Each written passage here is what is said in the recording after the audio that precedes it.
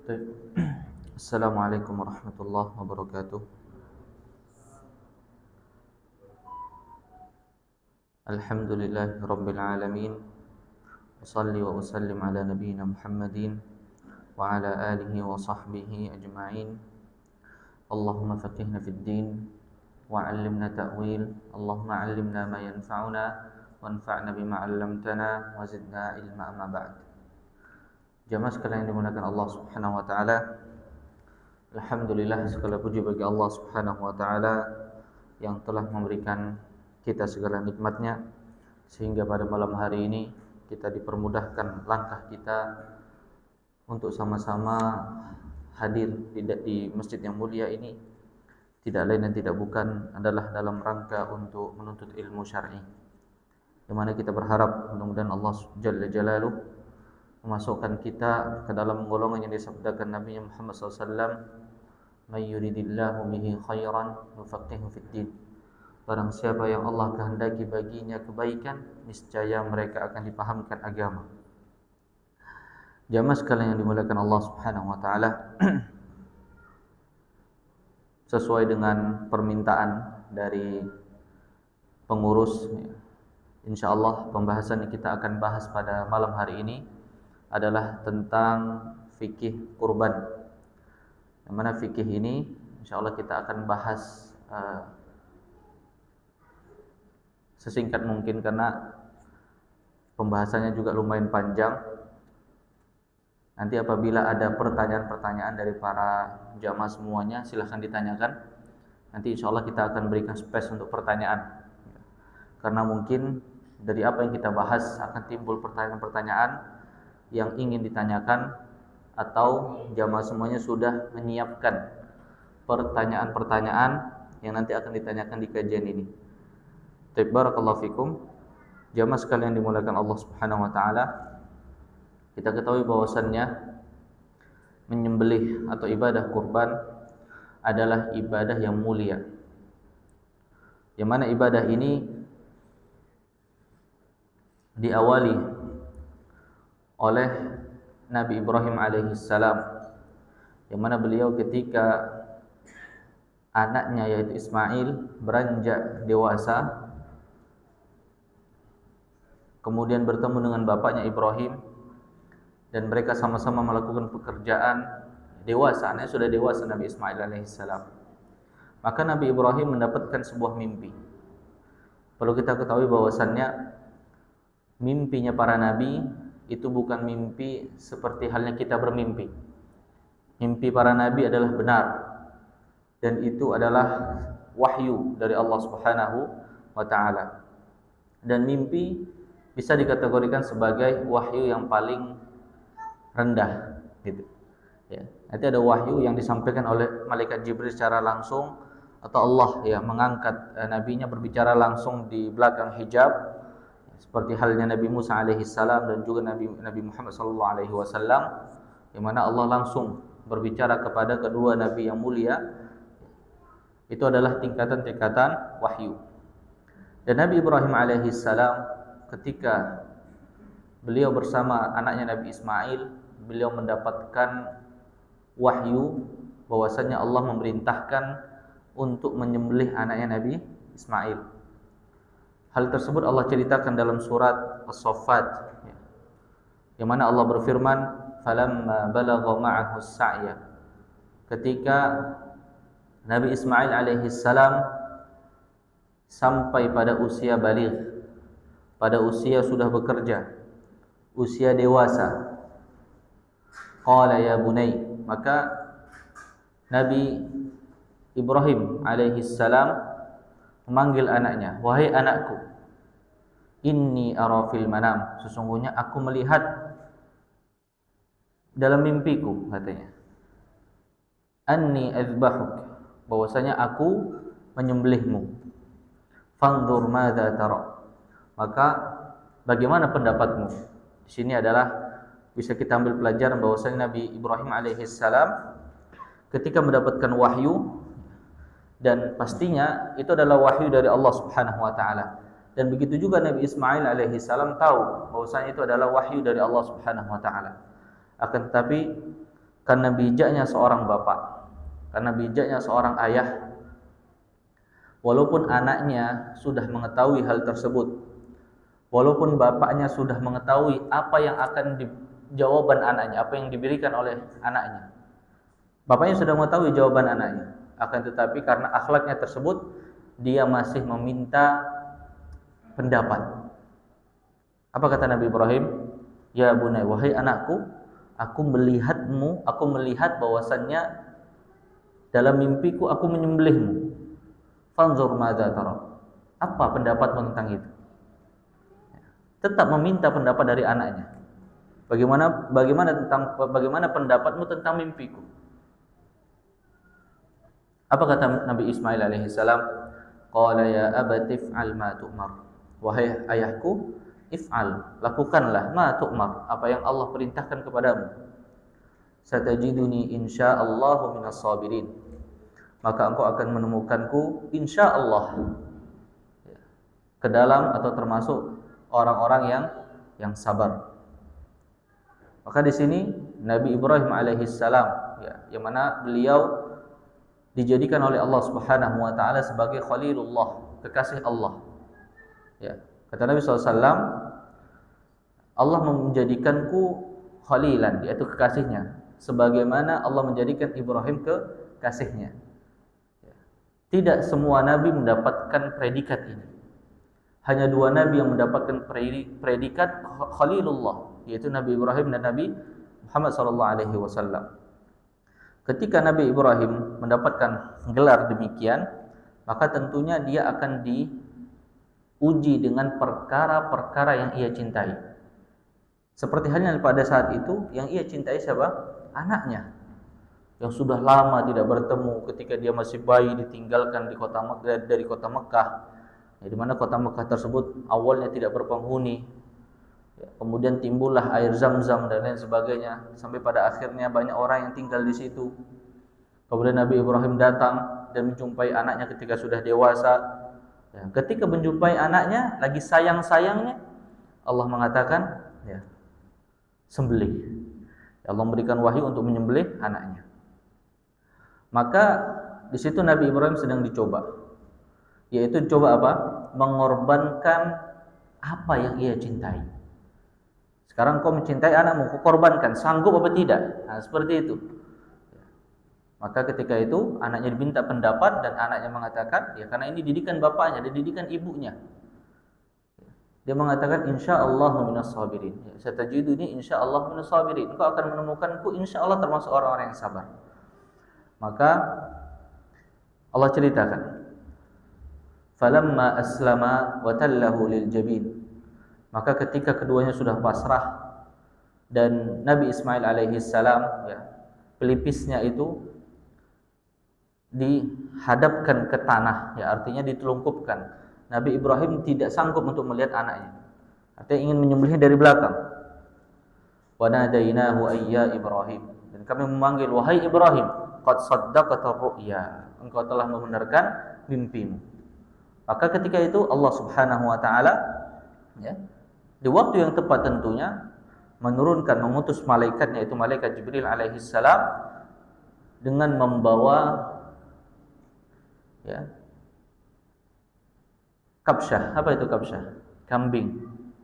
Wa fadainahu bidzibhin azim, kata Allah, dan kami gantikan sembelihan tersebut dengan sembelihan yang besar, yang mana itu dibawa dari surga. Maka Nabi Ibrahim alaihissalam tidak jadi menyembelih anaknya dan menyembelih sembelihan atau hewan yang dibawa oleh malaikat Jibril alaihi assalam. Ini adalah bentuk pengorbanan. Udhiyah, kalau dalam kitab fikih itu babnya adalah ahkamul udhiyah, hukum-hukum sembelihan. Tapi nama udhiyah ini lebih ma'ruf, lebih terkenal dengan kalimat kurban. Kalau di kita kurban, artinya kurban itu mendekatkan diri, kurban. Kurban maknanya adalah mendekatkan diri. Maka kita harus pahami bahwasannya kurban atau menyembelih sembelihan itu adalah tentang arti pengorbanan. Bagaimana kita sanggup berkorban dengan apa yang kita cintai, ya. Misalnya kita mencintai harta, kita berkorban dan itu kita berikan untuk Allah Subhanahu wa taala. Baru harta ikhwah. Nabi Ismail disuruh apa? Anaknya disembelih. Kita baru fulus kita disuruh keluar. Ya. Maka di situ Allah ingin mengajarkan kita dengan disyariatkannya kurban ini adalah mengajarkan kita apa itu arti pengorbanan.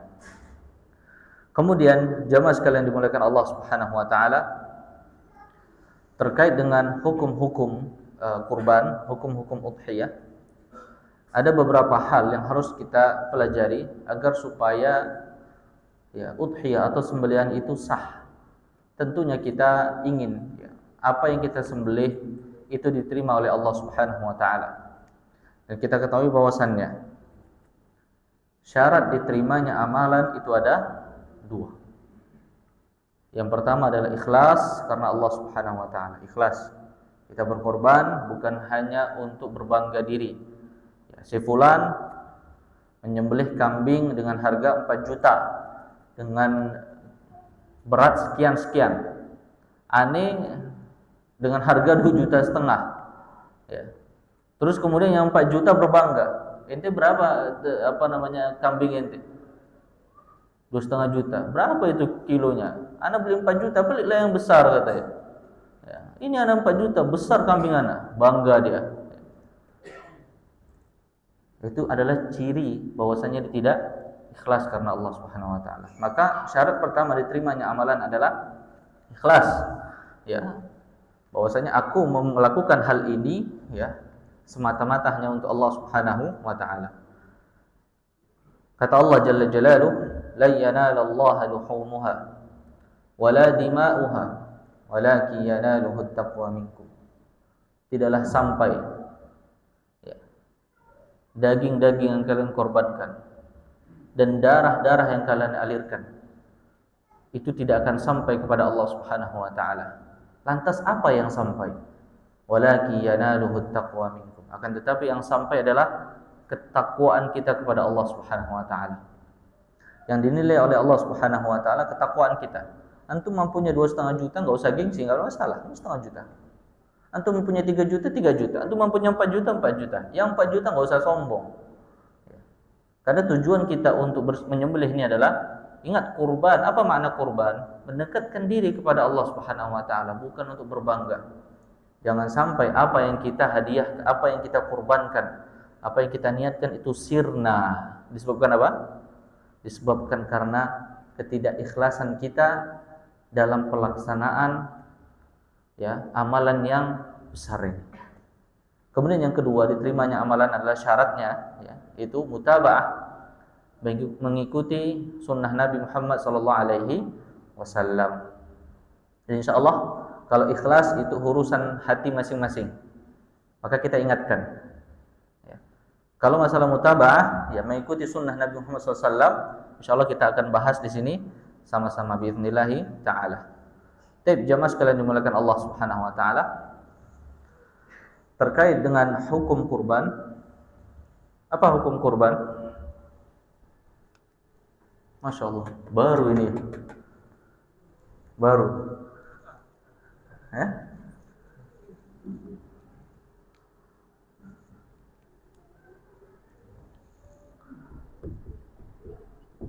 Hukum kurban. Kita tidak tidak perlu memaknakan apa itu kurban ya. Kita langsung kepada hukum kurban. Kita tahu bahwasanya kurban yang tadi ya hal-hal yang digunakan untuk mendekatkan diri kepada Allah Subhanahu wa taala. Akan tetapi konteks di sini adalah menyembelih. Adapun hewan kurban itu hanya 3 ya. Pertama unta, kedua sapi, ketiga kambing. Kambing atau domba. Boleh menyembelih ayam? Berkorban ayam? Enggak. Boleh berkorban kuda? Kuda boleh enggak dimakan? Boleh dimakan. Ada yang pernah makan kuda? Belum pernah ya? Pernah tuh. Strong katanya orang ya. Anda belum pernah makan. Kata orang bikin kuat, tapi Allah alam ya. Anda belum pernah coba. Jadi kuda nggak boleh. Yang boleh adalah unta, sapi, kambing atau domba. Yang mana di sini disebutkan sebagai bahimatul an'am. Ya. Bahimatul an'am. Hewan ternak. Hewan ternak. Jadi hanya 3 ini yang dibolehkan untuk berkorban. Kerbau boleh enggak?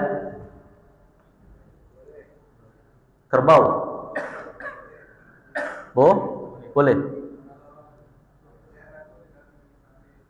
Tidak memiliki sapi. Kalau memiliki sapi berarti enggak boleh kerbau. Boleh juga. Nah, tadi ada koidnya tuh. Ya, kalau enggak memiliki sapi. Kalau punya sapi boleh enggak? Hukumnya boleh. Ya. Kenapa boleh? Karena kerbau itu satu spesies dengan apa? Sapi. Ya. Sebagian ulama membolehkan, tapi pendapat yang lebih kuat Allahu a'lam itu boleh menyembelih jamus kalau dalam bahasa Arab ya. Yaitu jamus itu bukan merek Honda ya. Jamus itu ya, artinya kerbau. Ya, jamus itu maknanya kerbau. Nah, kita ketahui bahwasannya ada 3 hewan kurban yang boleh disembelih. Unta, sapi, kambing. Tapi apa hukum kurban? Hukum kurban para ulama berselisih pendapat. Ada yang mengatakan wajib. Ya, mengatakan wajib.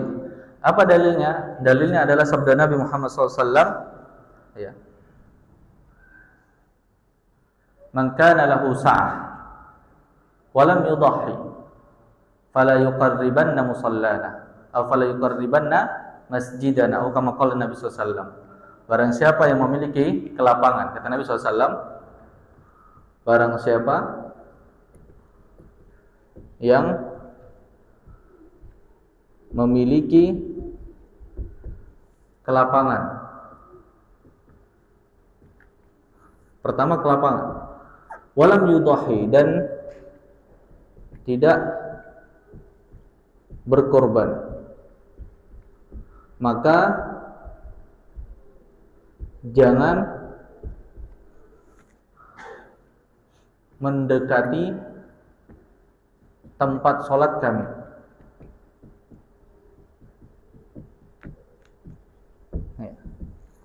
Ini dalilnya. Barang siapa yang memiliki kelapangan dan tidak berkorban, maka jangan mendekati tempat sholat kami. Secara zahir, bahwasanya Nabi SAW mengancam orang-orang yang memiliki kemampuan, memiliki kelapangan rezeki dan tidak berkorban, maka engkau jangan mendekati tempat kami sholat. Ya. Ini para ulama, sebagian ulama mengatakan bahwasanya hukum berkorban adalah wajib.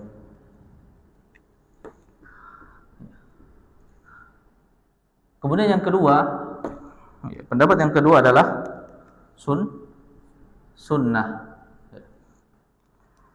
Pendapat yang kedua adalah sunnah. Apa dalilnya? Dalilnya adalah sabda Nabi Muhammad SAW. Idza ra'aitumu al-hilal dzulhijjah. Apabila kalian melihat hilal Zulhijjah. Apabila kalian melihat hilal Zulhijjah wa arada ahadukum ay yudhhiya, dan salah satu kalian berkeinginan menyembelih,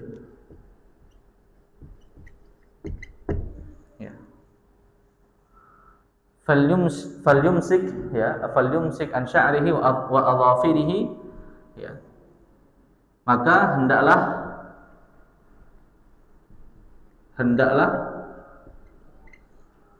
mereka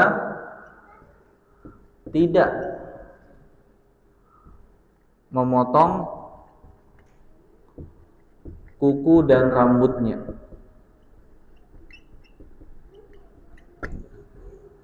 Di sini syahidnya, yaitu intinya, kenapa kok dikatakan sunnah? Kenapa kok dipakai dalil ini? Nabi SAW mengatakan, dan salah satu kalian berkeinginan menyembelih. Di situ ada kalimat arada. Arada artinya apa? Berkeinginan. Ya. Ketika ada salah satu dari kalian berkeinginan, Nabi tidak menyuruh, tidak ada perintah kalian harus berkorban. Tapi Nabi menggunakan kalimat idza arada, yaitu berkeinginan. Ya, berkeinginan menyembelih. Artinya di situ ada pilihan. Yang enggak ingin enggak masalah. Yang ingin, apa konsekuensinya? Maka hendaklah tidak memotong kuku dan rambutnya. Mulai dari tanggal 1 Zulhijjah sampai tanggal 9. Tanggal 10-nya makan, jangan antum ya, tanggal 10-nya enggak ada masalah. Dari tanggal 1 sampai tanggal 9. Maka para ulama mengatakan hukumnya sunnah. Kemudian dikuatkan bahwasannya sahabat Umar dan Abu Bakar tidak setiap tahun berkurban, dan itu dikuatkan oleh beberapa sahabat, yang mana tidak setiap sahabat yang memiliki rizki, ya mereka tidak berkurban setiap tahun. Tapi ada tahun-tahun yang mereka di mana tidak berkurban. Ya, seperti halnya yang dilakukan oleh Umar dan Abu Bakar. Kenapa mereka melakukan demikian? Ingin menunjukkan kepada manusia bahwasannya hukum berkurban adalah sunnah. Mana pendapat yang lebih kuat? Allahu a'lam. Pendapat yang lebih kuat adalah sunnah. Ya. Akan tetapi sunnah di sini adalah sunnah muakkadah, yaitu sunnah yang ditekankan. Ya. Mafhum? Insyaallah. Jangan pula nanti antum tahu ada orang kaya kemudian enggak menyembelih. Kata Nabi nanti enggak boleh dekat ke sini, enggak boleh datang masjid, pergi katanya. Enggak boleh antum begitu, ya. Ana dapat dari ustaz bilang itu ada dalil barang siapa yang memiliki kelapangan. Anda tahu ente mobilnya itu mobil-mobil mahal, ya. Kemudian tidak berkurban, maka jangan mendekati tempat sholat kami. Ente nggak boleh ke sini, gitu. Ente pergi. Nggak boleh kita melakukan demikian. Ya, ini adalah salah satu pendapat, dan pendapat yang lebih kuat adalah hukumnya sunnah. Dan itu dipraktekkan yang dikuatkan oleh amalus sahabah, yaitu perilaku sahabat, yang mana mereka tidak berkurban setiap tahun. Abu Bakar kaya enggak Ustaz? Kaya Abu Bakar. Umar kaya enggak? Kaya. Ya. Sahabat-sahabat yang lain kaya. Kenapa enggak berkorban? Pasti ada sebab. Dan kata para ulama, sebabnya adalah agar supaya manusia tidak mengira bahwasanya kurban itu adalah wajib. Oleh sebab itu, Abu Bakar dan Umar tidak setiap tahun berkurban. Di sini paham insyaallah? Baik. Kita lanjut.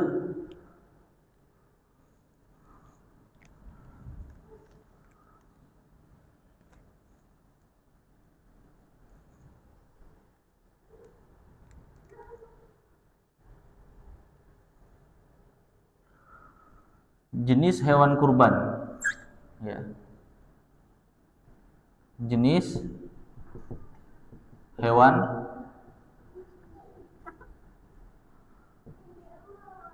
kurban. Hewan kurban itu memiliki jenis-jenis tertentu. Kata Nabi SAW, la tazbahu illa musinnan. Janganlah engkau menyembelih kecuali musinnan.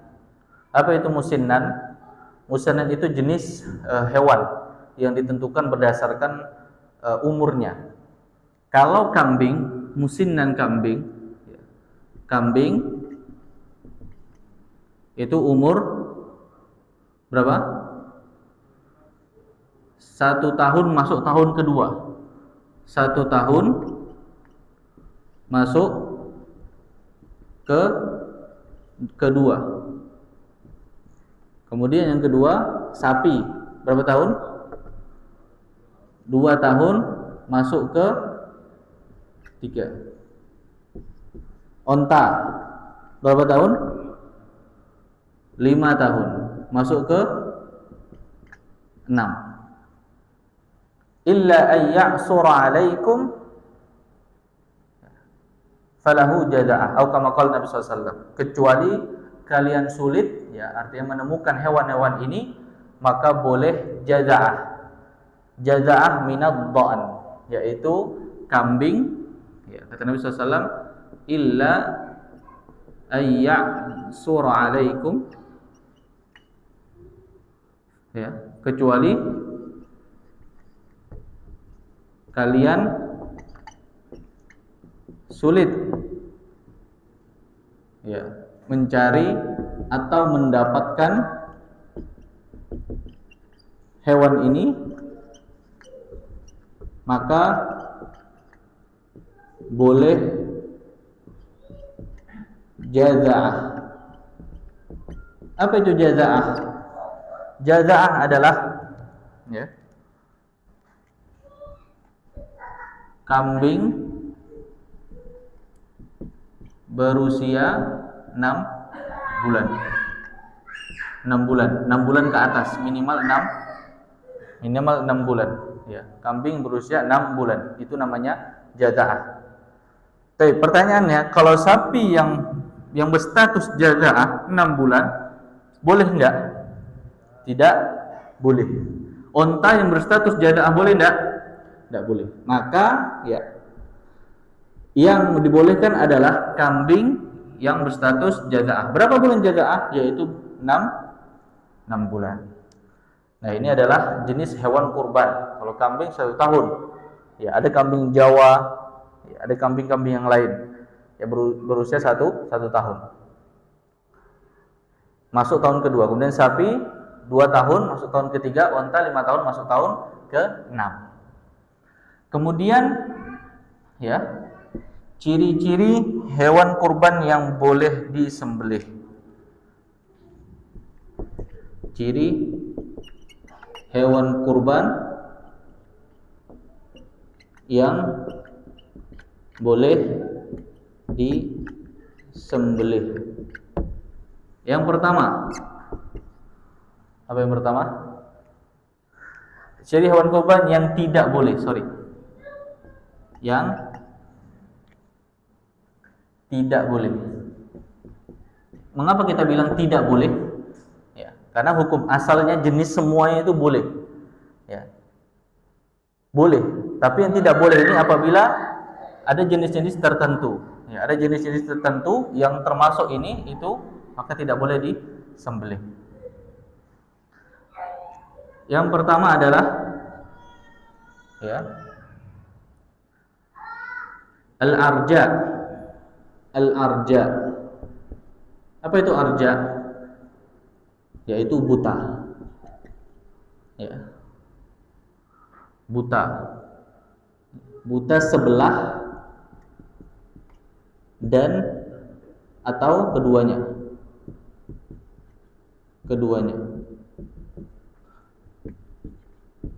Dan jelas kebutaannya. Maksud jelas kebutaannya ini adalah misalnya matanya tercongkel, matanya hilang, atau matanya terkeluar, maka itu tidak boleh kita jadikan hewan kurban. Bagaimana kalau matanya putih? Putih satu, gitu ya. Ya. Jelas buta nggak kalau matanya putih satu? Kalau hewan kurban, kalau matanya putih satu, jelas buta nggak bahwasannya hewan tersebut buta gitu? Yakin nggak bahwasanya hewan tersebut buta dengan matanya putih? Hah? Masih rabun. Kata Pak Abu masih rabun. Ya? Kata Pak Abu masih rabun. Nah, ya. Ketika matanya putih, ya, artinya tidak tercongkel atau tidak hilang, maka masih boleh disembelih. Ya, dalam hadis Barra, ya, dalam hadis Barra bin Azib, ya, nanti insyaallah kita nggak usah tuliskan hadisnya karena panjang. Ya, di sini dalilnya adalah kita tulis dalilnya hadis Barra. Hadis Barra bin azib. Ya. Barra disebutkan bahwasannya al-arja bayyinu arjuha, yaitu orang yang atau hewan yang buta sebelah ya, atau buta keduanya terlebih lagi ya, dan butanya jelas. Kalau butanya tidak jelas maka tidak masalah. Ya, seperti hal yang kita contohkan tadi, kalau seandainya matanya putihnya ada kemungkinan dia buta atau tidak, maka masih boleh dijadikan hewan kurban. Ketika sudah jelas kebutaannya, semisal matanya tercongkel atau matanya terkeluar, yang mana kita sudah ketahui bahwasannya itu adalah ciri-ciri hewan ini buta, maka tidak boleh kita jadikan hewan kurban.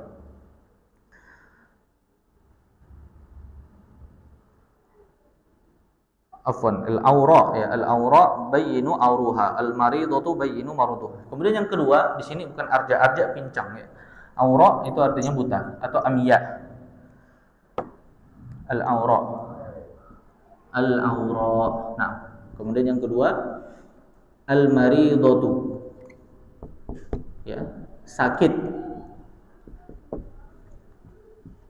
dan jelas sakitnya. Sakit dan jelas sakitnya. Misalnya hewan tersebut memiliki kudis, ya, sehingga dia kurus badannya, kemudian atau dagingnya terindikasi penyakit-penyakit tertentu, maka tidak boleh dijadikan hewan kurban. Kemudian selanjutnya al-arja.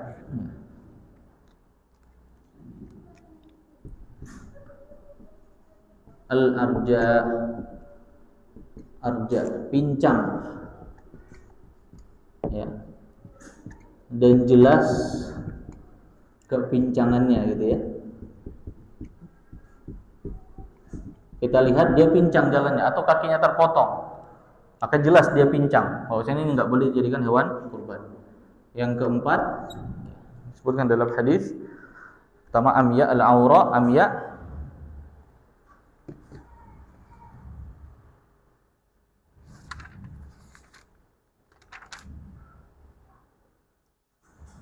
al-kasiru la tunqi, ya. Itu disebutkan dalam hadis al-kasiru la tunqi, ya.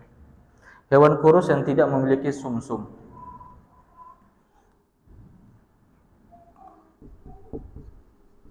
Hewan kurus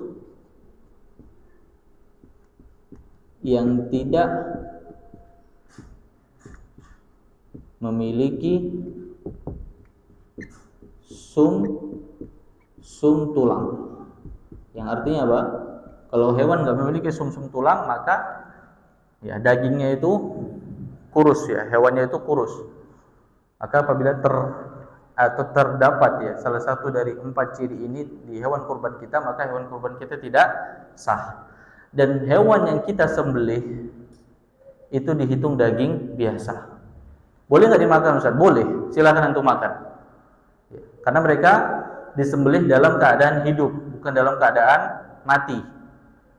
Tapi apakah hewan tersebut dijadikan atau sah dijadikan hewan kurban? Jawabannya tidak. Maka para panitia kurban ketika dititipkan atau diamanahkan untuk membeli hewan kurban, maka mereka harus selektif. Selektifnya adalah mereka harus mengetahui ciri-ciri yang dilarang, ciri-ciri yang mengakibatkan tidak sahnya hewan kurban tersebut. Yang pertama adalah buta sebelah, yang jelas kebutaannya. Yang kedua adalah marid, yaitu adalah sakit, ya. Jelas mereka itu sakit sehingga mempengaruhi kualitas dagingnya. Kemudian yang ketiga adalah arja, pincang, ya, dan jelas kepincangannya, semisal kakinya itu tidak ada, ya, terpotong. Kemudian yang keempat, hewan yang sangat-sangat kurus, ya, sehingga mereka jalan aja susah atau tidur terus begitu, ya. Karena tidak ada sum-sum tulangnya, maka ini tidak boleh dijadikan hewan kurban. Pertanyaannya, bagaimana dengan hewan yang terpotong telinganya dan terpotong tanduknya? Sebagian ulama memasukkan kategori yang disebutkan oleh hadis ya Barra bin Azib, tidak sah juga untuk dijadikan hewan kurban. Sebagian ulama memakruhkan. Kenapa? Karena indikatornya adalah ya keempat jenis ini itu berpengaruh dengan dagingnya. Adapun misalnya tanduknya terpotong, kemudian telinganya terpotong, itu hanya sedikit dari dagingnya, atau bahkan tanduknya bukan dagingnya yang hilang, akan tetapi ada kecacatan dalam bentuknya, maka sebagian ulama memakruhkan hewan tersebut dijadikan hewan kurban. Akan tetapi ya keluar dari khilaf, untuk agar supaya kita selamat dari khilaf tersebut, kita harus memperhatikan hewan kurban kita adalah hewan kurban yang terbaik. Minimal ya, tidak ada salah satu dari 4 yang kita sebutkan. Dan juga telinganya tidak terpotong dan tanduknya masih utuh. Mafhum insyaallah? Ditindik. Tindik enggak ada masalah. Ya, ditindik enggak ada masalah. Kemudian yang selanjutnya, waktu penyembelihan.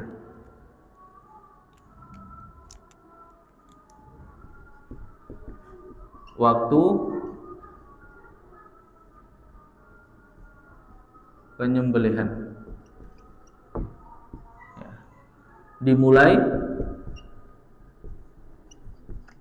Dimulai setelah sholat Id,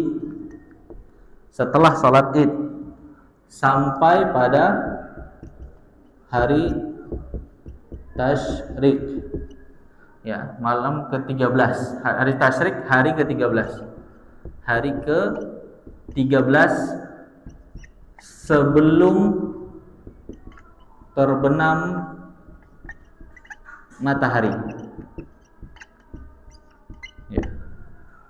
Ketika tanggal 13 kemudian sudah terbenamnya matahari, berarti hari ke-14, maka hewan yang disembelih di hari ke-14 itu bukan termasuk hewan kurban.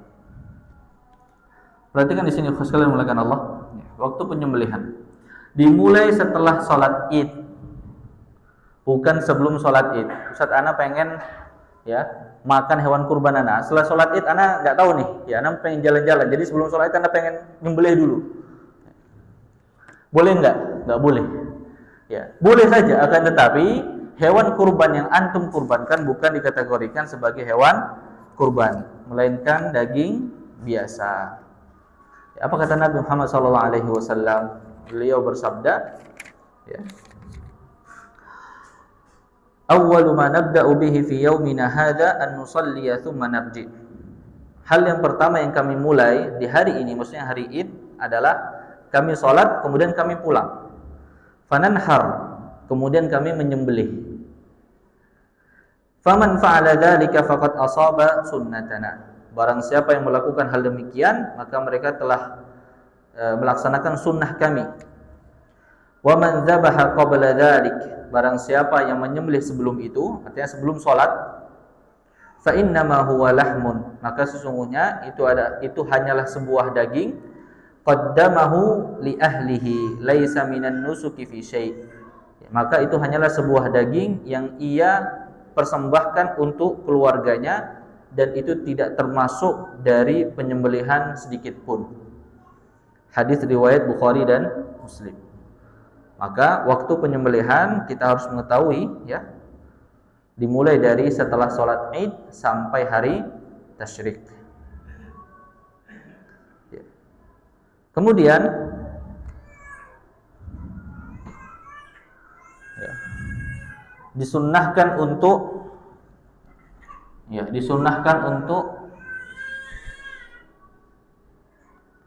sebagian ulama diwajibkan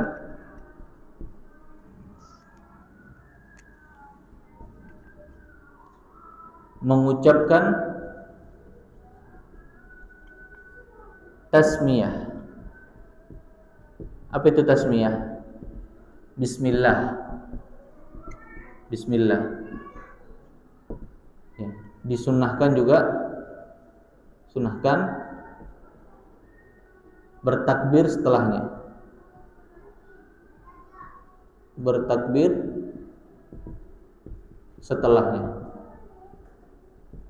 Ya.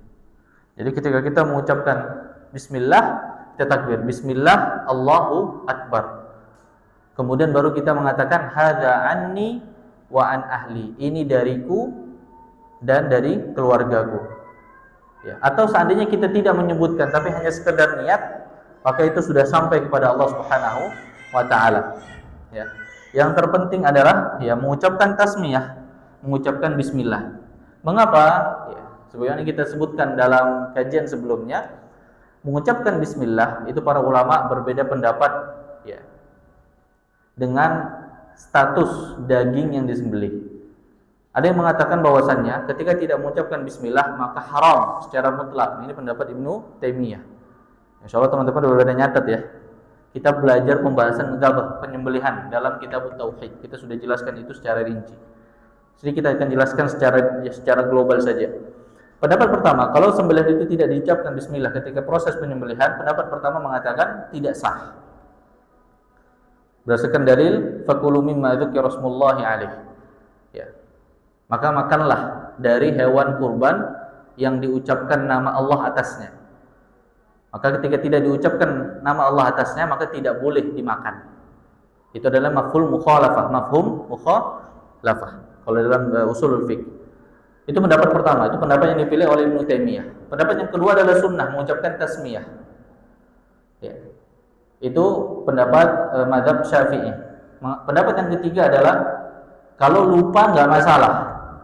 Tapi kalau ingat sengaja nggak mau baca bismillah, maka dagingnya ya itu dihitung sebagai bangkai. Mengapa? Para ulama yang memegang pendapat yang ketiga mengatakan kalau lupa masuk ke dalam hadis Nabi Muhammad SAW, rufi'a an ummati al-khata' wan nisyan.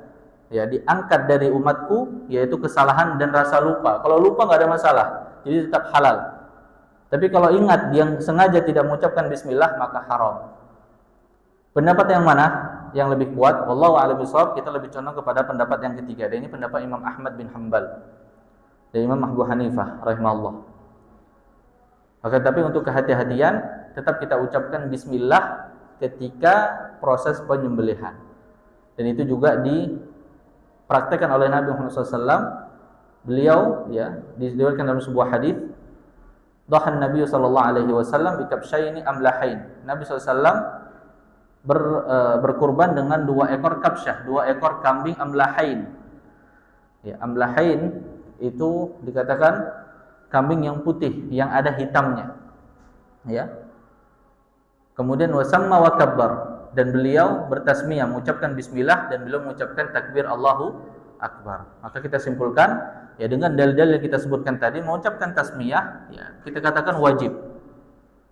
Mengucapkan tasmiyah wajib, bismillah adalah kewajiban. Tapi mengucapkan Allahu Akbar adalah sunnah. Baik, azan dulu ya. Fadhal.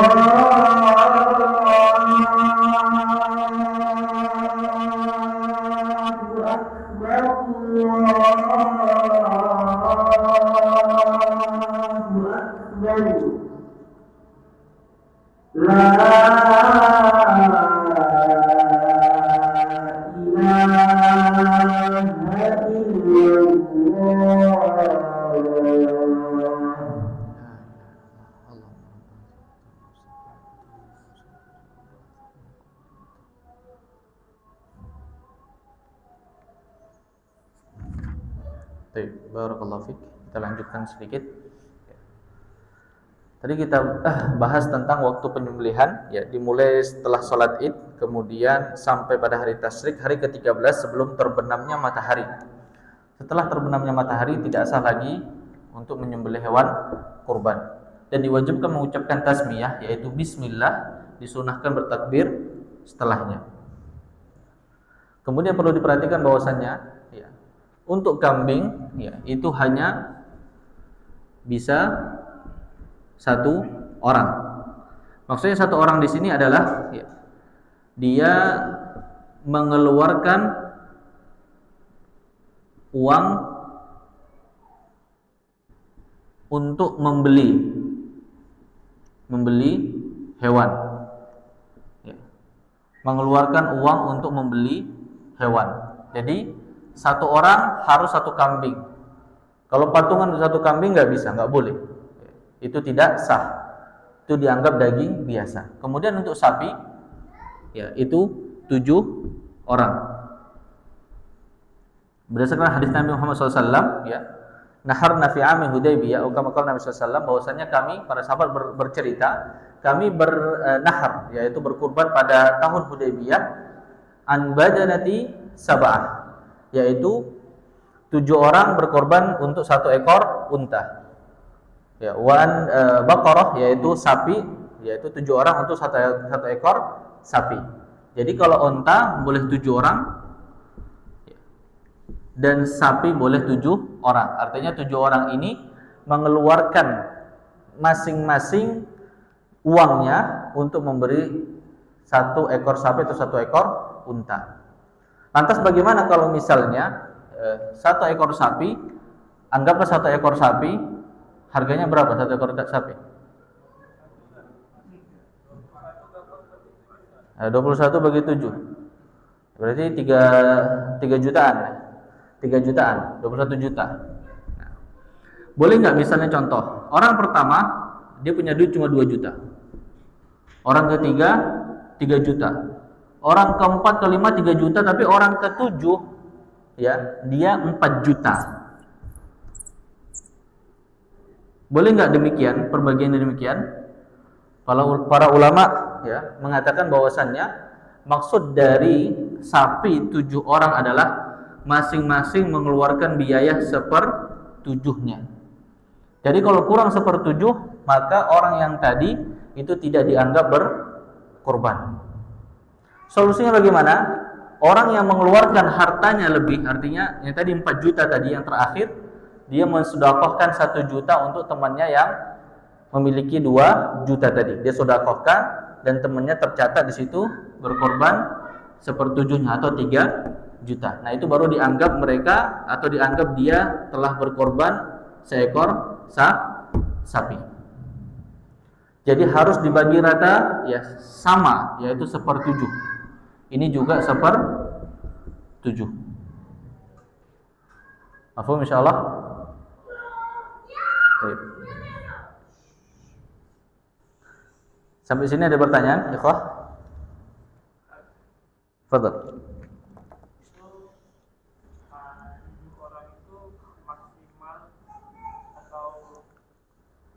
Ahsan. 7 orang itu maksimal atau tidak? 7 orang itu maksimal. Ya, 7 orang maksimal. Ya, tapi kalau misalnya ada 3 orang, 4 orang dibagi rata. Berapa? Misalnya contoh harga 21 juta, hanya 4 orang, ya 21 juta bagi 4. Jadi masing-masing menyumbangkan harta yang sama. Ya, menyumbangkan harta yang sama.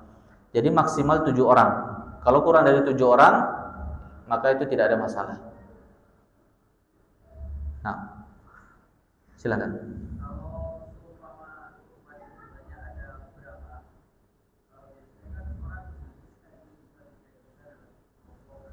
Gimana?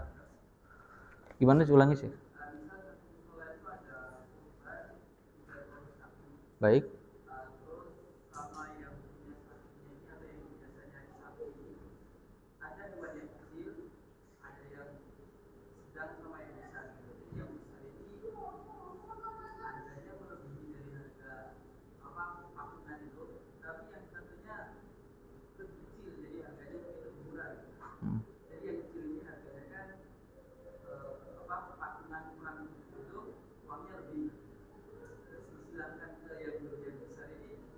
Enggak boleh. Enggak boleh. Ya. Makanya lebih afdalnya 7 orang ini beli sendiri. Ya, beli sendiri. Oleh sebab itu juga panitia sebelum mereka menentukan harga, ya mereka harus survei berapa harganya. Kalau misalnya ada kelebihan, mereka akan panggil 7 orang ini dan kembalikan uang mereka secara rata. Secara rata, enggak boleh ditilu, enggak boleh subsidikan ke hewan kurban yang lain, tidak boleh. Ya, karena sejatinya itu adalah hak orang lain. Ya, dan hewan kurban yang lain adalah hak orang lain juga. Nah, silakan Pak.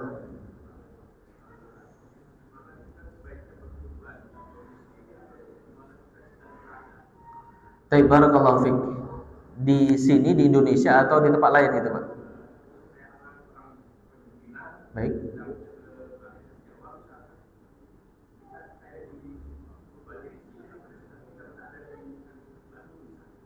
Baik, barakallahu fiik. Lebih afdal adalah tempat di mana sedang kita duduk sekarang. Ya, misalnya kalau kita di Tanjung Pinang, lebih afdalnya berkorban di Tanjung Pinang. Ya, sebagian orang beranggapan, misalnya contoh, lebih utama berkorban di Mekah. Ya, lebih utama berkorban di Mekah. Mereka kirim uang ke Saudi, kemudian untuk mengambil hewan kurban di sana.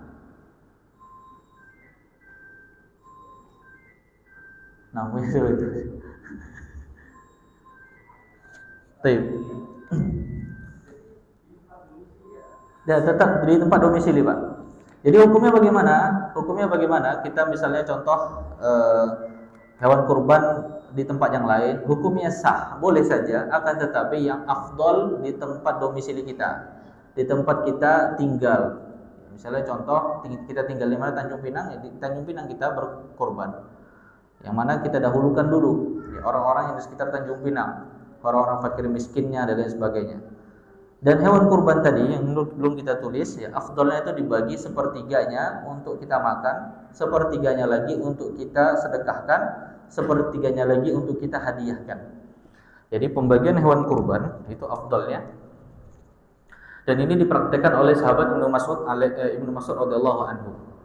Pembagian hewan kurban ya. 1/3 kita makan, sepertiga kita sedekahkan, sepertiga kita hadiahkan. Tapi kalau misalnya antum ingin makan kemudian antum nggak ingin sedekahkan, boleh. Atau antum ingin sedekahkan semua dan antum hanya makan sedikit saja, boleh. Dan tukang jagal ya, tahu yang motong daging, sembelih, yang menyembelih dan sebagainya, tidak boleh mengambil upah. Ngambil upah dari daging, nggak boleh. Dia mendapatkan upah dari luar hewan kurban. Nah, melebihi sepertiga nggak ada masalah. Ya, ini adalah praktek yang dipraktekkan oleh sahabat Ibnu Mas'ud radhiyallahu anhu. Ya, sunnah sahabat ya. Artinya boleh kita ikuti. Tapi kalau seandainya misalnya sepertiga kita makan, sepertiga kita sedekahkan, sepertiga lagi kita simpan di freezer, bukan kita hadiahkan, boleh enggak? Boleh. Ya. Atau misalnya semua antum sedekahkan, atau setengahnya antum sedekahkan, ya, kemudian seperempatnya antum makan, sisanya ya antum simpan misalnya, itu ada masalah. Jadi ketentuan pembagian ini hanyalah praktek dari sebagian para sahabat. Adapun dalil yang jelas bahwasanya bagaimana Nabi membaginya, Allahu a'lam, tidak ada dalil yang jelas bagaimana pembagian hewan kurban tersebut. Nah, silakan.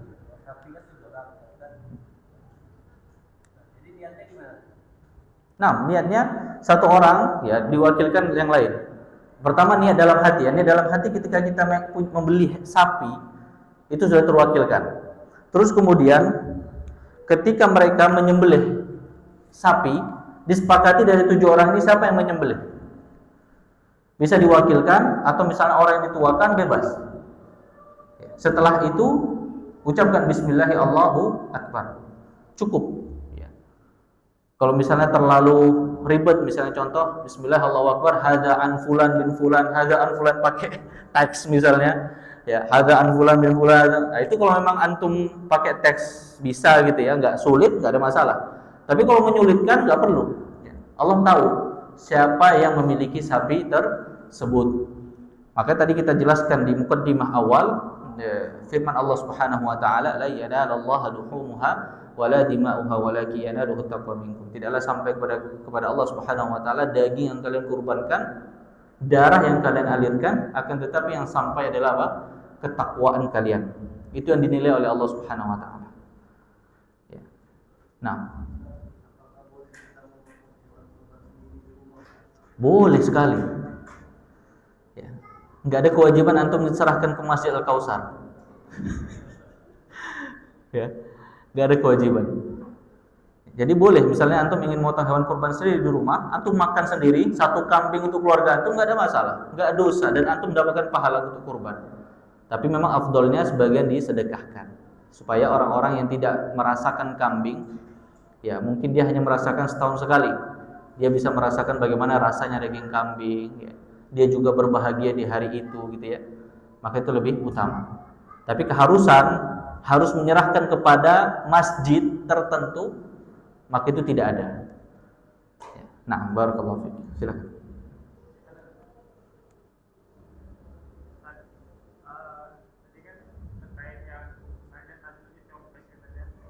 Apanya compes? Oh, tanduknya compes. Oke. Baik. Nah, yang kita kategorikan adalah sah atau tidaknya. Yang dibahas adalah sah atau tidaknya. Kalau sah, sah. Ya. Ya, maksudnya dibenci di situ ada namanya makruh tanzih. Ya. Artinya apa? Makruh, akan tetapi ya dia masih sah apa yang dia lakukan. Paham ya? Dia melakukan hal yang makruh, akan tetapi perilaku yang dia lakukan itu masih dikategorikan sesuatu yang boleh dan tidak berdosa. Mafhum ya? Ada juga makruh yang mengarah ke haram. Sebagian ulama menghukumi makruh, akan tetapi sejatinya adalah haram. Ada. Antum harus belajar usul fiqh. Ya, usulul fikih. Ya. Jadi maksudnya makruh di sini adalah kalau seandainya ada hewan yang tadi tanduknya compes, terus kemudian disembelih, maka sembelihnya tetap sah. Akan tetapi yang lebih utama adalah memilih hewan kurban yang sempurna. Walaupun murah, akan tetapi ya mereka memiliki daging yang bagus, kemudian juga tidak cacat, tidak sakit, kemudian juga tidak pincang, dan tulang sumsumnya juga ya dia sehat gitu ya, tidak terlalu kurus, maka itu lebih baik. Nah,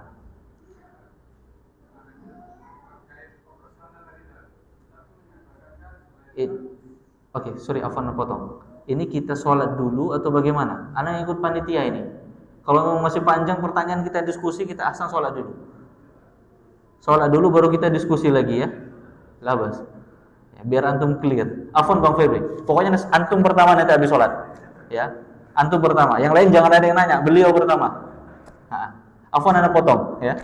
Nah, barakallahu fiik. Kita sholat dulu. Habis sholat kita diskusi kembali. Nah, barakallahu fiik. Jazakumullah khairan. Kita tutup dengan doa kafaratul majlis. Subhanakallahumma bihamdika asyhadu an la ilaha illa anta astaghfiruka wa atubu ilaik. Assalamualaikum warahmatullahi wabarakatuh.